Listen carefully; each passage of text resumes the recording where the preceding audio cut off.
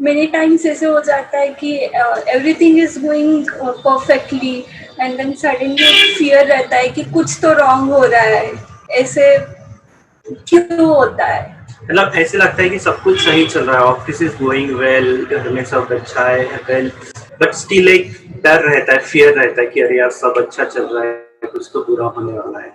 Basically अभी हुआ क्या है, जो मैं अभी आपके इस क्वेश्चन से आइडिया लगा पा रहा हूं कि अभी बाय गॉड्स ग्रेस आप लोगों की लाइफ अच्छी चल रही है, राइट?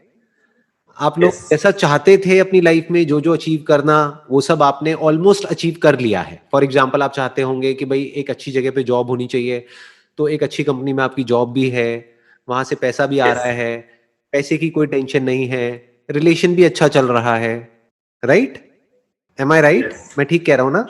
हाँ, तभी Yes, आप ये yes, क्वेश्चन yes, पूछ रहे yes, हैं। yes. हाँ, कि हेल्थ भी ठीक है अभी आपकी दोनों की, तो कहने का मतलब है अभी सब कुछ लाइफ में ठीक चल रहा है, लेकिन ये डर लग रहा है कि कहीं कुछ गलत ना हो जाए। This is called fear of the unknown.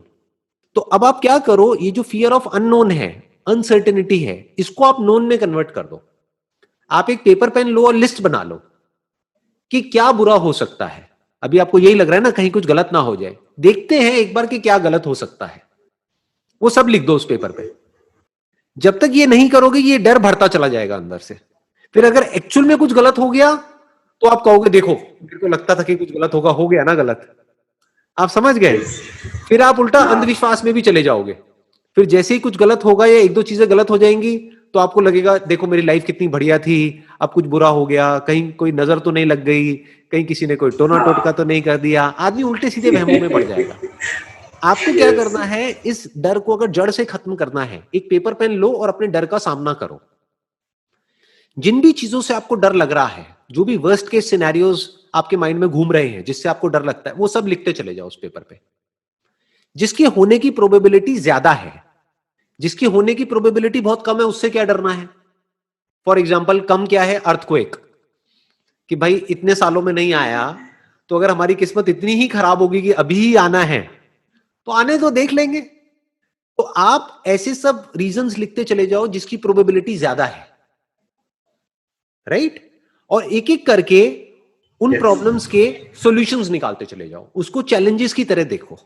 जैसे एक प्रोबेबिलिटी आपको क्या मिलेगी कि मेरी जॉब चली गई तो क्या होगा, तो हो सकता है उसका जवाब खुद ही आपके अंदर से निकल करके आए कि जब मैं अच्छा परफॉर्म कर रहा हूं, when I am a good team player, जब मैं कंपनी को अपनी तरफ से अपना पूरा 100% दे रहा हूं, तो मेरी जॉब कैसे चली जाएगी? और अगर चली भी गई तो कोई प्रॉब्लम नहीं है, मेरे पास में इतनी क्वालिफिकेशन है, मेरे को कहीं ना कहीं और जॉब मिल जाएगी। तो इसको फियर को आपने काट दिया। दूसरा आपने लिखा हेल्थ वाला, कि भाई अगर हेल्थ हमारी किसी की एक की खराब हो गई तो क्या होगा। तो अब उसमें आप ये देखो कि आपने हेल्थ इंश्योरेंस करा रखी है या नहीं कराई है। हो सकता है आपने नहीं कराई, तो इमीडिएटली अपनी और अपनी वाइफ की हेल्थ इंश्योरेंस कराओ। आपको जब पूरी एक एक करके स्टेप बाय स्टेप आप सिक्योर होते चले जाओगे तो पीस ऑफ माइंड मिल जाएगा। In the worst case scenario क्या हो सकता है? In the worst case scenario किसी की डेथ भी हो सकती है। Yes, अगर yes. आप ध्यान से ऑब्जर्व करोगे तो हमको अपने लिए डर नहीं लग रहा होता है, हमको ये डर लग रहा होता है कि हमारे पीछे जो लोग हैं उनका क्या होगा। Yes. तो उसके लिए आप अपनी टर्म इंश्योरेंस करा सकते हैं। ज्यादातर इंडिया में जो लोग इंश्योरेंस कराते हैं वो एंडोमेंट इंश्योरेंस कराते हैं, जिसमें कवर बहुत कम होता है, 5-10 लाख रुपए का होता है। टर्म इंश्योरेंस में क्या होता है, जो कवर होता है वो बहुत ज्यादा होता है। मानो 1 करोड़ का कवर है तो उसका प्रीमियम जा रहा है साल का सिर्फ 10,000 रुपए, मतलब महीने का देखा जाए तो कुछ भी नहीं, 800-900 रुपए प्रीमियम जा रहा है। लेकिन उसमें आपको क्या मिला? आपको एक पीस ऑफ माइंड मिल गया कि 1% अगर कभी मुझे कुछ हो भी गया तो मेरे पीछे जो मेरी फैमिली है उनको 1 करोड़ रुपए मिलेगा।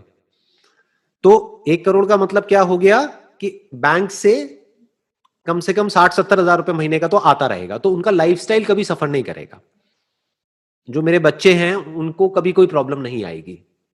ऐसे step by step step by step step by step जो भी आपके फियर्स हैं उसको आप एक एक करके पेपर पे लिखते चले जाओ और उसका सॉल्यूशन निकालते चले जाओ और पेपर को फाड़ते चले जाओ। या और बेटर, Okay. अगर डर को पूरी तरह से खत्म करना है, पेपर को आग लगा दो। अब घर में मत लगाना, कहीं घर में आग ना लग जाए, बाहर जाकर या छत पे जाकर के, ठीक है ना? छत पे जाकर के एक एक करके पेपर को आग लगा दो। ये आप किसको आग लगा रहे हो? अपने डर को आग लगा रहे हो। डर लगता है किसी ना किसी प्रॉब्लम की वजह से कि ये हो गया तो क्या होगा। अगर आपने पहले ही उसका बैकअप प्लान बना लिया है तो डर क्यों लगेगा? जैसे अगर आप एक गाड़ी में कहीं पे जा रहे हैं और स्टेपनी नहीं है गाड़ी में, तो डर लगेगा कि पंचर हो गया तो क्या होगा, पंचर हो गया तो क्या होगा। अरे पंचर हो गया तो स्टेपनी पड़ी है, डरने की जरूरत नहीं है। तो इस तरीके से इंटेलिजेंटली स्टेप बाय स्टेप आप अपने सारे डरों को खत्म कर सकते हैं।